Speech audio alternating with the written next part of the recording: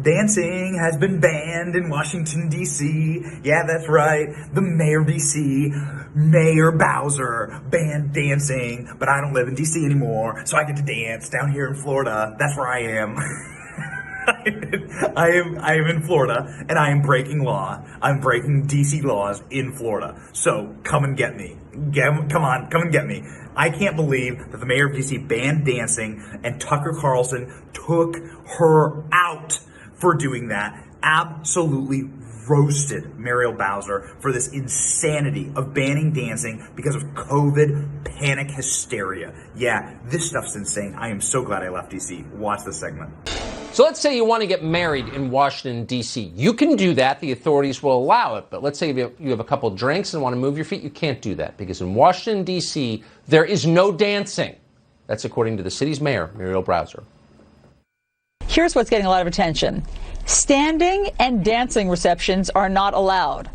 What good is a wedding without dancing, Mayor, and why no dancing?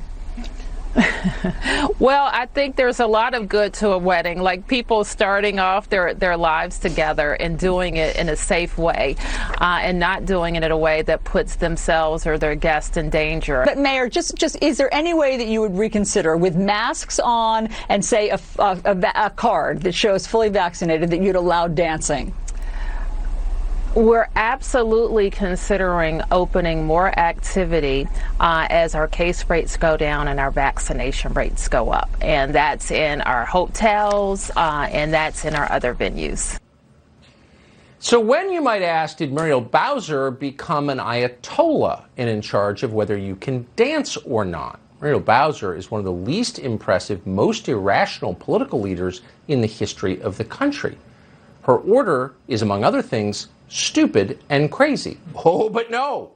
Her fellow Democrats popped up, leaders in Illinois and Michigan who have similar bans, to say she's great. Meanwhile, the governor of New Mexico has come out to call her courageous.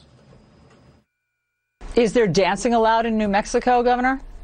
Well, I'll tell you what, if you're socially distanced and you're wearing a mask and you meet the other requirements with our level of vaccinations, yes. But okay. I will say, right, and I want to give the mayor. It takes courage to be really clear about what constitutes high-risk activities and behaviors. So if you're wearing a mask and you're socially distanced and you're vaccinated, then possibly we will allow you to dance. Now, as an epidemiological matter, that's ridiculous.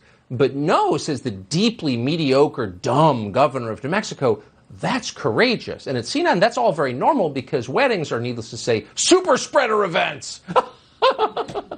Yesterday, some news reader at CNN interviewed a woman who'd like to get married in Washington, D.C. soon, and that woman pleaded with the Ayatollah mayor to reconsider her anti-dancing ordinance.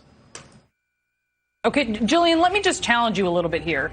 You know that weddings have been super spreader events. What were you planning to do for precautions? For sure, and really the safety of all of our guests should be the number one priority. So I really think at this point there's a reasonable solution for this. We were planning to all wear masks this entire time during the wedding. And, you know, if DC wants to meet halfway and allow standing, dancing, mingling, I mean, we can even require a negative COVID-19 test or show a vaccination card.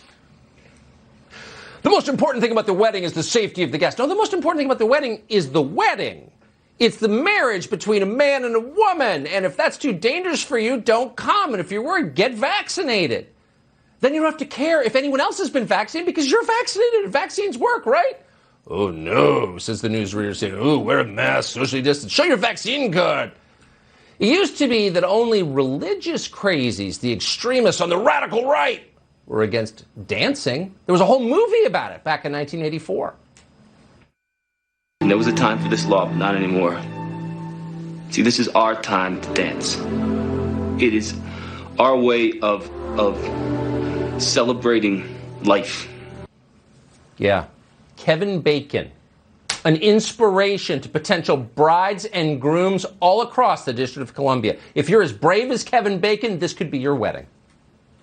I thought this was a party! Let's dance!